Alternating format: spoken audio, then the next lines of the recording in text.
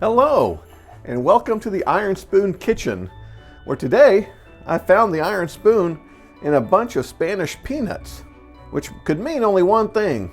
We're going to be making peanut brittle. And I'm going to be making it from two different recipes, one from 1961 and one from 1987, both from Betty Crocker cookbooks. And you'll see that one is not quite as hard on the teeth as the other based on the ingredients. So let's go ahead and get started here with the peanut brittle. Come on over and take a look. Let's get started. We have right here in front of us, we have 1.5 teaspoons of baking soda, 1 teaspoon of water, which I know is hard to see, and 1 teaspoon of vanilla. And we're going to mix those together.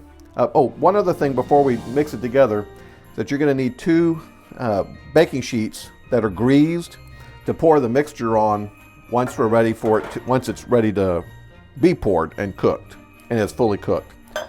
So here we have our baking soda, 1 teaspoon of water, and we're going to prepare this 1 teaspoon of vanilla and then set it aside until later.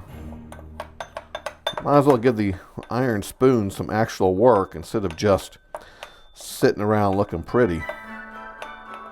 Okay, I think that's got that. Now we're going to go ahead and get on to the sugar. We're going to mix our sugar, and note that I have a pretty good saucepan here. Let's see, what size is this? 3.5 quart.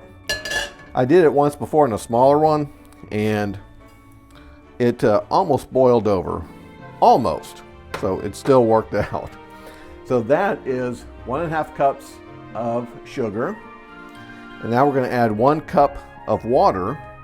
You may be wondering, what's the water for? And that helps the sugar to dissolve and heat up evenly. And then the water eventually evaporates as you're cooking. But it's a vital part. Now you can cook it without the water, but you've got to be extra careful to make sure that everything's okay. And then here's the key ingredient here. One of the key ingredients is the 1 cup of light corn syrup. And the reason that is important is that it keeps the candy from getting too hard. It's just hard enough where you can crunch it and make it a peanut brittle, but it is not too hard where it's going to take your teeth out, which I've made that one before. And it's good, but you're always picking at your teeth to get the candy out. Okay, I'm going to get this to about 240 degrees, and then at about 280 degrees, I'm going to add the peanuts, because these are cooked peanuts. Sometimes they ask for raw peanuts, but I actually couldn't find any in the store. So I got these cooked Spanish peanuts, but you can do it either way. You just have to note the temperature. That's why I said we're going to add those when it gets to about 280 degrees. All right, well, I'm going to start stirring. And I may have said it kind of quickly. In the old recipe, the 1961 recipe, it has only a 1/2 cup of the liquid corn syrup. And well, I guess it's already liquid. But it only has a 1/2 cup and has a little bit more sugar. And so that recipe is the one that is going to stick to your teeth. I think you get the idea on this. So I'm going to get this up to temperature, and then I'll bring you back on board. I've got the candy thermometer in there, and we're up to about 180 degrees at this point. So that's what it looks like at 180 degrees. And it says just to stir it occasionally. This isn't like the praline recipe where you stir it constantly. I'll see what happens. We're at almost 220 degrees. It's getting mighty clear. I'll give it a little stir here. It's not cloudy anymore.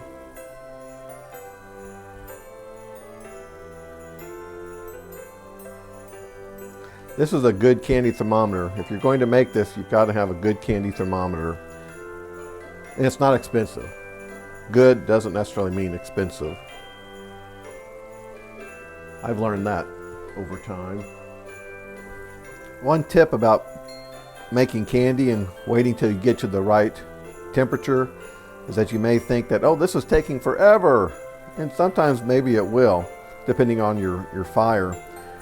But just watch the thermometer. That's the key to success. Yeah, I'm at 240 degrees. And the recipe says to add the butter here. There goes 3 tablespoons of butter.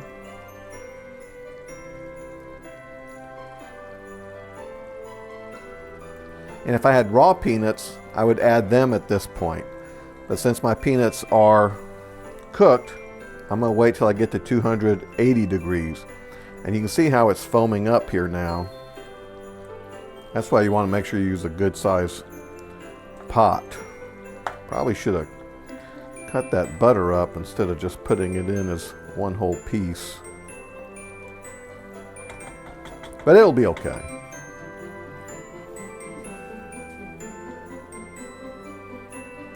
It's at 250 right now. So this is what it looks like at 250 degrees. Okay, it's coming up on 280 degrees. I'm going to go ahead and add my 1 pound of Spanish nuts. And yes, you leave the skins on them.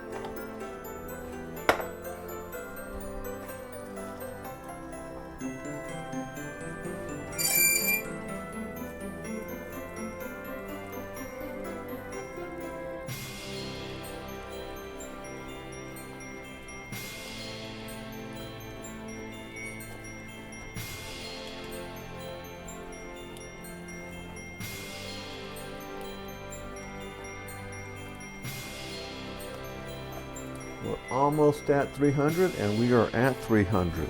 So I'm going to take that out. Turn off the heat. It gets to that 300 quickly. So let me stir this around. I've turned off the heat. Now I'm going to add that baking soda, water, and vanilla mixture.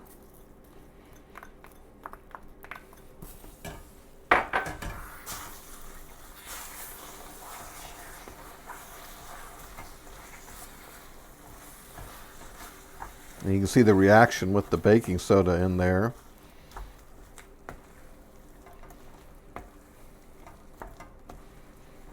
And that's going to make it so it's not quite as hard on the old teeth.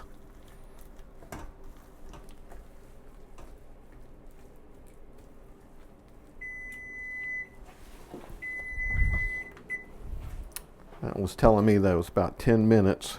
So now, pour it out.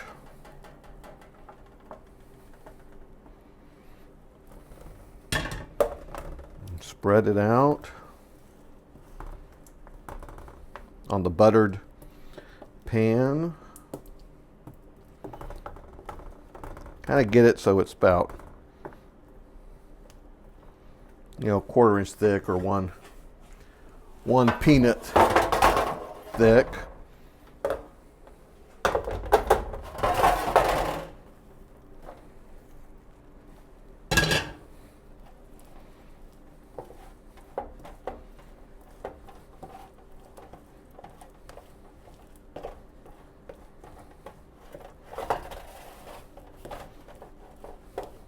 Got to move fast here. This is setting up quickly. Kind of like the pralines.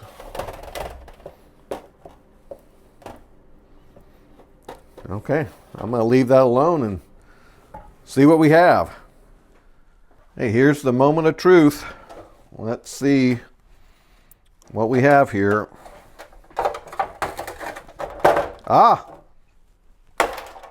Perfect. A little bit went on the floor, but that's okay. Oh, yeah.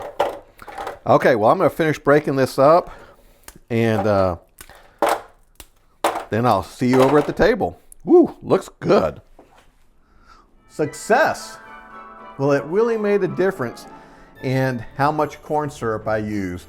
This was the 1987 version, and it had the more of the corn syrup. This is a 1961 version, and this one, you're going to be picking it out of your. It's tasty, but if you don't want to eat too much candy, make this one with less corn syrup, because it's harder and you kind of have to suck on a little bit more, but then you also have to pick it out of your teeth, which may not be the best thing if you're eating it in front of company. Now this one has the more of the corn syrup in it, and it turned out just great. And I'd never made this one before. So that one I'm not going to taste in front of you. You just have to take my word for it. That's chewy, because it just doesn't lend itself to being on camera. It just doesn't look good. But that one, perfect. Delicious. Well, I hope you enjoyed this. Well, it's still a little bit in my mouth. I hope you enjoyed this episode of the Iron Spoon Kitchen. And if you did, please like it, subscribe, hit the notification bell, and all those good things. And I'll see you next week for another episode of the Iron Spoon Kitchen.